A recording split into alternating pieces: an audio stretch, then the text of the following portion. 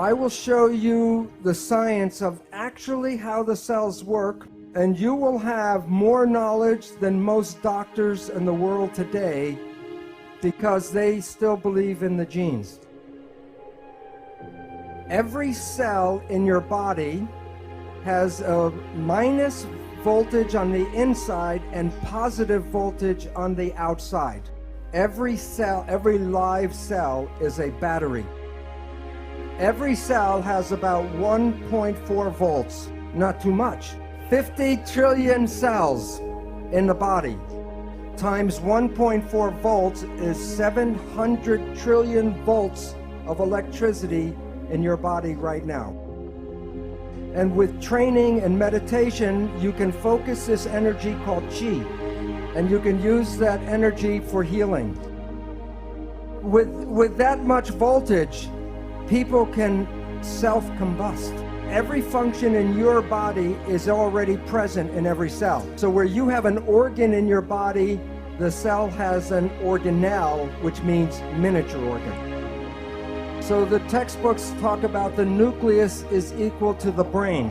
The nucleus is not the brain, the nucleus is the gonad. The nucleus does not control the cell. The nucleus is reproduction of the parts. So if you are dead and you still have your protein body, what's missing? The signal. So when a signal binds to a protein, what happens to the protein? It moves, it makes behavior. If you are healthy, your behavior is good. But if you have a dis-ease, the behavior is not right. What can cause disease? There's only two things. Either the protein is bad or the signal is bad. People with bad proteins got them from birth defects, because if you were born with defective genes and the genes make the protein, then the protein is defective.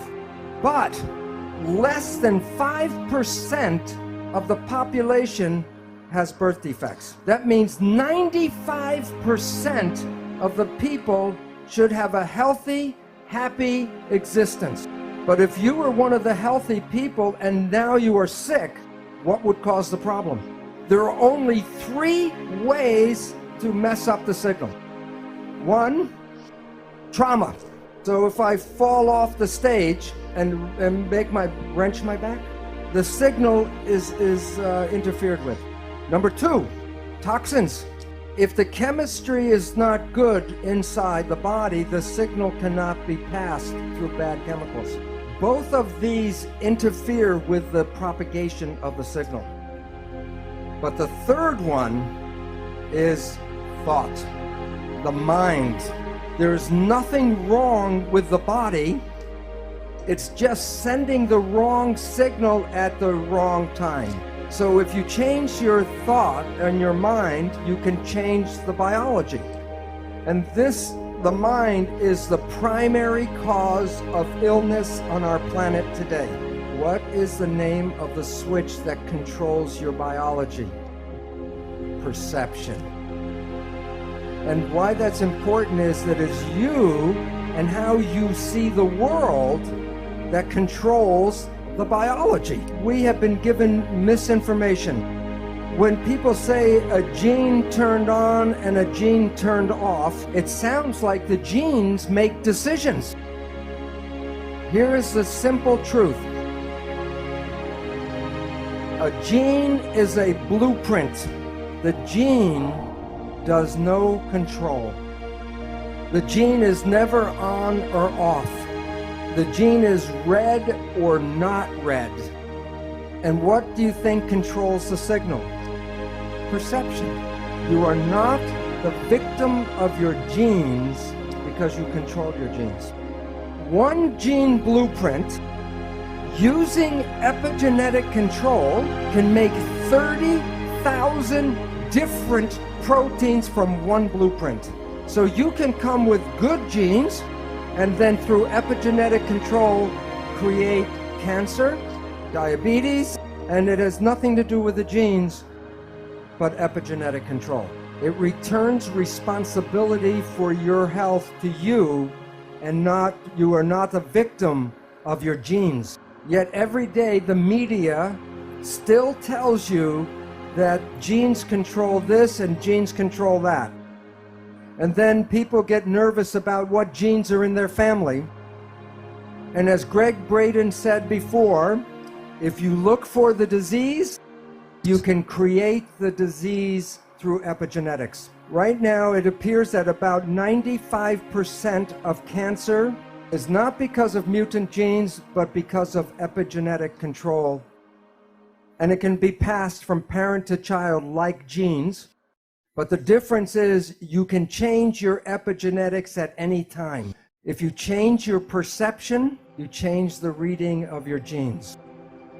If someone tells you you're going to have a disease and you believe that, then you can create the disease. So when you look at yourself, you're not a single entity, but you are a community of 50 trillion cells. But it's important to understand the word community. Every cell is intelligent, but when they're in a community, they give up their personal intelligence and respond to the central voice. In that community, that a cell must follow what the central voice is. And if the central voice says to die, the cells will die. The central voice is the mind. There are signals from the environment, the internal and external environment.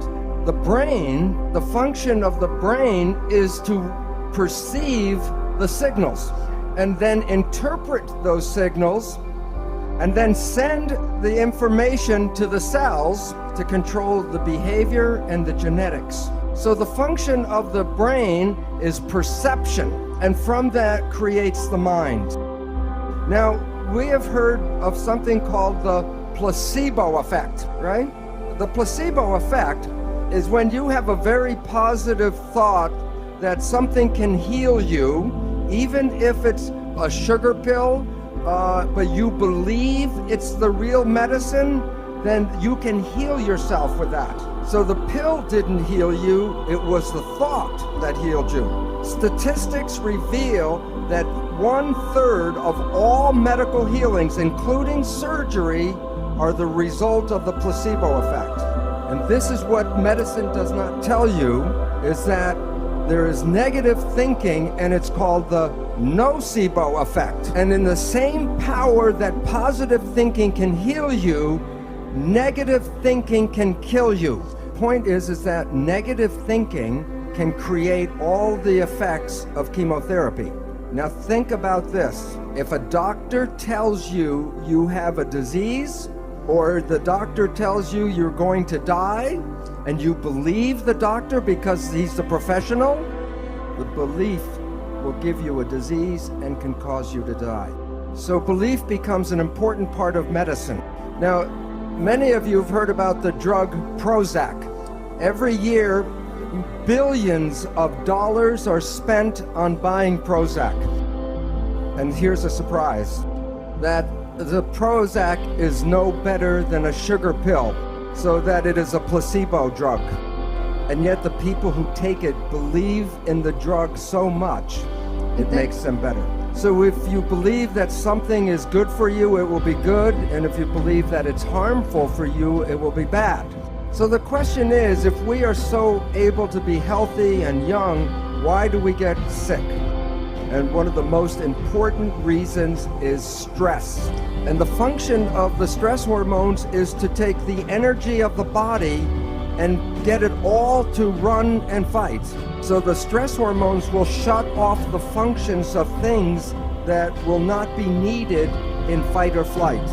One of the most important uses of energy in the body is the immune system. Stress hormones shut off the immune system.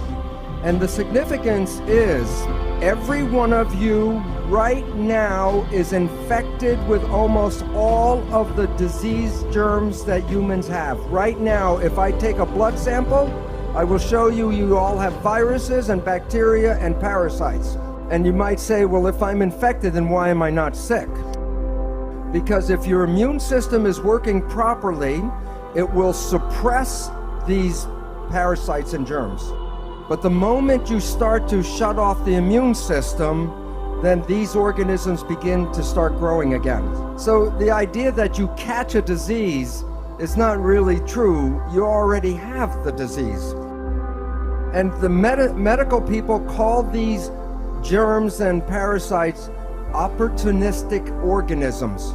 So if you are under stress and you shut off the immune system, then you give these organisms the opportunity to then make the disease. And yet when we get some of these diseases, we go to the medical doctor and they give us drugs to kill the germs and the bacteria. Well, this is very helpful if the disease is going very quickly. That was not the problem in the first place. The problem was stress that shut off the immune system. So to get healing is, okay, treat the disease, but also treat the stress.